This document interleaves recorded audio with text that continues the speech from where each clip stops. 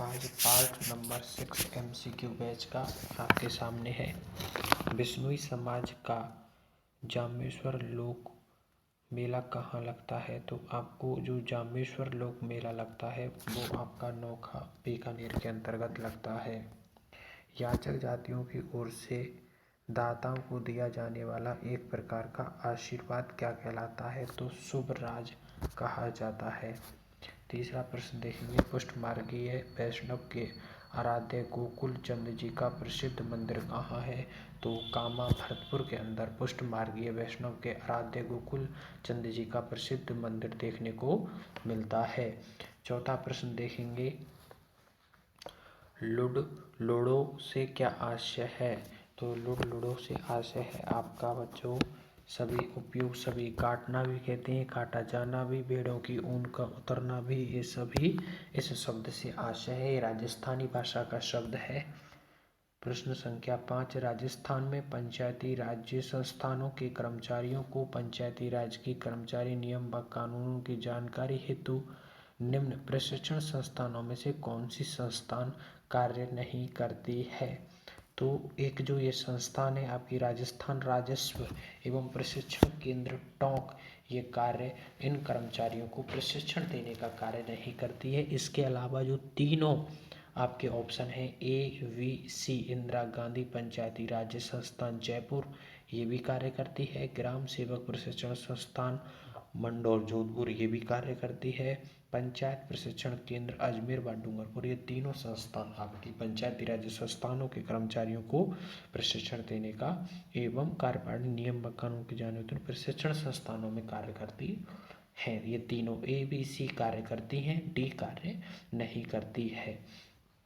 आपके जो ग्रामीण स्तर पर पटवारी का पद होता है उनको प्रशिक्षण देने का कार्य राजस्थान राजस्व प्रशिक्षण केंद्र टोंक के द्वारा किया जाता है। छठवां प्रश्न देखेंगे, गुरु भाटी के शिष्य एवं राव मल्लीनाथ जी की पत्नी जिनकी समाधि मालाजाल बाड़मेर में स्थित है, जो समाधि है वह रानी रूपा दे की समाधि है, जिन्हें गुरु भाटी की शिष्य व राम मल्लीनाथ जी की पत्नी जिनकी समाधि जिनका नाम है रानी रूपा दे। सातवां प्रश्न है आपका, राजस्थान में बनने हेतु कितनी आयु होना अनिवार्य है? यानी कि राज्यपाल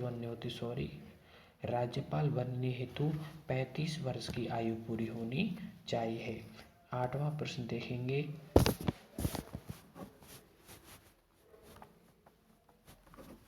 आठवां प्रश्न है आपका, राठौर कल्ला और ठाकुर जयमल पीर पत्ता व वाघ सिंह की छत्रियां किस दुर्ग में स्थित हैं? तो आपके ये जो सारी छत्रियां हैं ये आपकी जैसलमेर की चित्तौड़गढ़ के दुर्ग में स्थित हैं। राठौर कल्ला जी की छत्री भी चित्तौड़ में है, ठाकुर जयमल की छत्री चित्तौड़ में है, वीर भत्ता जी व बाघ सिंह की छत्रियां भी कहाँ देखने को मिलती हैं? हमें चित्तौड़गढ़ के दुर्ग में देखने को मिलती हैं। नौवें प्रश्न देखेंगे, राजस्थान के मुख्य सूचना आयुक्त व या अन्य सूचना आयुक्त अपना इस्तीफा किसे देते हैं? तो राजस्थान के राज्यपाल को ये अपना इस्तीफा देते हैं। 10वां प्रश्न देखेंगे, छठवीं पंचवर्षीय योजना के दौरान रोजगार मापने के लिए क्या अपनाया गया था? तो रोजगार मापने के लिए जो छठवीं पंचवर्षीय योजना के अंतर्गत अपनाया गया था वो था मानक व्यक्ति वर्ष को अपनाया गया था। 11वां प्रश्न देखेंगे, मेवाड़ में उत्तराधिकार कर को कहा जाता था? तो मेवाड़ में जो उत्तराधिकार कर लिया जाता था नागरिकों के द्वारा उसे कैद खालसा के नाम से जाना जाता था। 12वां प्रश्न देखिए, गोरा, मादल, जावरा और मोरिया नृत्य किस जनजाति का है?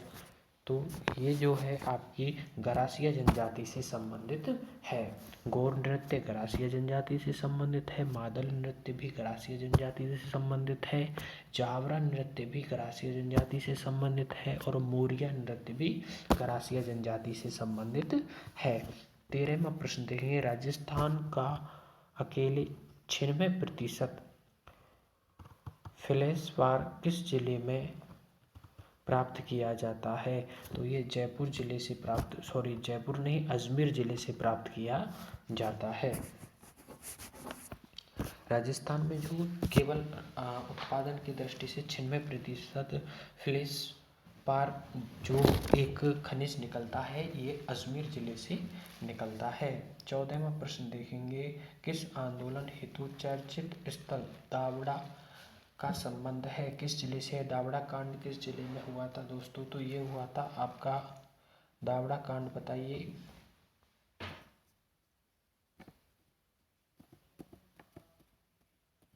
दावड़ा कांड का संबंध आपके नागौर जिले से संबंधित है दोस्तों, नागौर जिले के अंतर्गत हुआ था। 15वां प्रश्न देखेंगे, भारत में पाए जाने वाले कुल ऊँटों की संख्या का 50% किस नस्ल के ऊँट होते हैं? तो ये आपके बीकानेरी नस्ल के ऊँट देखने को मिलते हैं। 16वां प्रश्न देखेंगे, मेवाड़ के गुहिल वंश पप्पा रावल के द्वारा 1728 से 1734 ईस्वी में किसे हराकर चित्तौड़ विजय की तथा गुहिल वंश की स्थापना की थी? तो दोस्तों ये जो स्थापना की थी, मौर्य राजा मानमोरी को हरा करके मेवाड़ के गुहिल वंशी बप्पा रावल ने क्या की थी? चित्तौड़ विजय की तथा गुहिल वंश की स्थापना की थी। किसको हराया था? मानमोरी को हराया था। 17वां प्रश्न देखेंगे, पड़तरा खलाड़ा से क्या आशय है? पड़तरा खलाड़ा से क्या आशय है? तो पलतरा खड़ासा जमींदारों द्वारा किसानों से लिया जाने वाला एक विशेष कर हुआ करता था। 18वां प्रश्न देखेंगे दोस्तों, 18वां प्रश्न क्या कह रहा है? ब्यावर से श्री ऋषिदत्त मेहता द्वारा 1923 में प्रकाशित किया जाने वाला समाचार पत्र कौन सा था? तो ये समाचार पत्र का नाम था राजस्थान समाचार पत्र, जो ब्यावर से प्रकाशित होता था और इसे प्रकाशन करते थे श्रीदत्त मेहता द्वारा। कब होता था? 1923 में किया जाता था। 19वां प्रश्न है, राज्य के पूर्वी मैदानी भागों में मिट्टी की निरंतर उर्वरता बने रहने का प्रमुख कारण क्या है? तो इसका प्रमुख कारण है प्रतिवर्ष नवीन जलोढ़ मृदा का जमाव होना ही पूर्वी राजस्थान के अंतर्गत मृदा का उपजाऊ बना रहना, उर्वरक बना रहना प्रमुख कारण देखने को मिलता है। 20वां प्रश्न है, बिजोलिया के किसानों को सर्वप्रथम संगठित कर आवाज उठाने का काम किया था? तो दोस्तों आप जानते हैं, बेहद ही सरल प्रश्न है, विजय सिंह पथिक ने। आज के हमारे ये 20 प्रश्न समाप्त होते हैं दोस्तों। नेक्स्ट मिलते हैं अगली क्लास में। बहुत ही